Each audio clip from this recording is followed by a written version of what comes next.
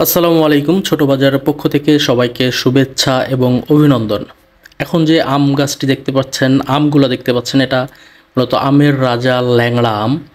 আমগুলো দেখতে অন্য আমের থেকে একটু সাদা টাইপের হয়। ল্যাংড়া আম সম্পর্কে তো নতুনভাবে বলার কিছু নাই, কারণ ল্যাংড়া সম্পর্কে সবারই খুব বেশি ধারণা আছে, সবাই খুব ভালো জানেন। এটা অত্যন্ত সুস্বাদু এবং মিষ্টি একটি আম। এই ভাঙা গাছটিতে কি পরিমাণ ল্যাংড়া আছে যদি বাগানে এসে না দেখেন তাহলে বুঝতে পারবেন না।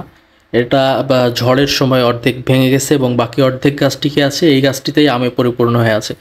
বাট এইটা মূলত ল্যাংড়া বা হিমসাগর আমের বাগান না, প্রকৃতপক্ষে এটা একটি ফজলি আম বাগান। এর মাঝে দুই চারটা ল্যাংড়া আমের গাছ আছে।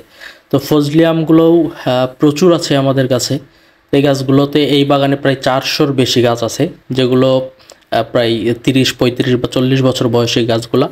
তো সব গাছে প্রচুর পরিমাণে মুকুল আসছিল। তারপরে যদিও মুকুলের সময় একটা বৃষ্টি হওয়ার কারণে মুকুলগুলো ঝরে যায়, নষ্ট হয়ে যায়, মরে পচে পড়ে যায়। তারপরে যে মুকুলগুলো টিকে ছিল সেখান থেকে যে আমগুলো আসছে এগুলোকে বারবার পানি সেচ দিয়ে বিভিন্ন রকম পরিচর্যা করে টিকিয়ে রাখার চেষ্টা করা হচ্ছে, যাতে সিজনের শেষ পর্যন্ত টিকিয়ে রাখা যায়। কারণ ফজলি আম তো সিজনের একেবারে শেষ সময়ে আসে, শেষ সময় পরিপক্ক হয়, পুষ্ট হয়। তো সিজনের শেষ পর্যায় পর্যন্ত রাখতে হলে অনেক পরিচর্যা করতে হবে এই আমগুলোতে, অনেক বেশি পরিশ্রম দিতে হবে এই বাগানগুলোতে। কারণ রাজশাহীতে তো অনাবৃষ্টির কারণে এমনিতেই মুকুল থেকে এখন পর্যন্ত আম ঝরতেই আছে, আম বড় হয়ে গেছে তারপরে ঝরে যাচ্ছে। কারণ বৃষ্টির অভাব, পানি নেই, পানি সেচ দিতে হচ্ছে বিভিন্ন জায়গা থেকে অনেক কষ্ট করে। পানি সেচের ব্যবস্থাও সব বাগানে থাকে না।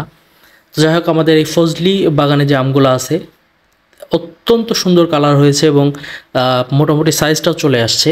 যদিও ফজলি আম সাইজে আরও অনেক বেশি বড় হবে, যে সাইজ দেখা যাচ্ছে এর থেকে প্রায় ডাবল হয়ে যাবে, 700-800 গ্রাম পর্যন্ত হয়ে যাবে এক একটা আম। তো পরিপক্ক আম পেতে হলে, বিষমুক্ত ফরমালিন মুক্ত আম পেতে হলে অবশ্যই আপনাকে যে আমের যে সময় সেই সময় পর্যন্ত অপেক্ষা করতে হবে। যেমন গোপালভোগ সিজনের শুরুতে আসে, আপনি গোপালভোগ সিজনের শুরুতেই অর্ডার করতে পাবেন, বাট গোপালভোগ তো আর সিজনের শেষে যায় পাবেন না। ঠিক তেমনই ফজলি সিজনের শুরুতে পাওয়া যাবে না, ফজলি সিজনের একেবারে প্রায় শেষ প্রান্তের দিকে পাওয়া যাবে। তো যারা ফজলি নিতে চান তারা অবশ্যই সিজনের শেষ পর্যন্ত অপেক্ষা করতে হবে। আর মাঝামাঝি বা প্রথমের দিকে যারা ফজলি বাজার থেকে কিনে খাবেন তারা অবশ্যই ফরমালিন দেওয়াটাই পাবেন। কারণ আম গাছে পরিপক্ক না হওয়া পর্যন্ত গাছ থেকে যদি নামানো হয় তাকে অবশ্যই ফরমালিন দিয়েই পাকানো হয়। এখন ফরমালিন দিয়ে পাকালে তো আমের উপরের কালারটা দেখতে অনেক সুন্দর মনে হয় পেকে গেছে, পরিপক্ক হয়ে গেছে। এসব দেখেই বাজার থেকে যারা আম কেনেন তারা অবশ্যই ফরমালিন দেওয়াটাই কারণ আম কাটলে বোঝা যায় ভেতরের আটিটাও পর্যন্ত শক্ত হয়নি, কিন্তু বাজারজাত শুরু হয়ে গেছে। অতএব এই আম কেনার বিষয়ে সবারই সতর্ক থাকা উচিত। অনলাইন অফলাইনে অনেকেই আম বেচাকেনা শুরু করে দিয়েছে। আমি বলবো, আম কিনেই যখন খাবেন একটু ধৈর্য ধরেন, সঠিক সময়ে সঠিক আম খান, ইনশাল্লাহ পরিপক্ক পরিপুষ্ট আম নিতে পারবেন।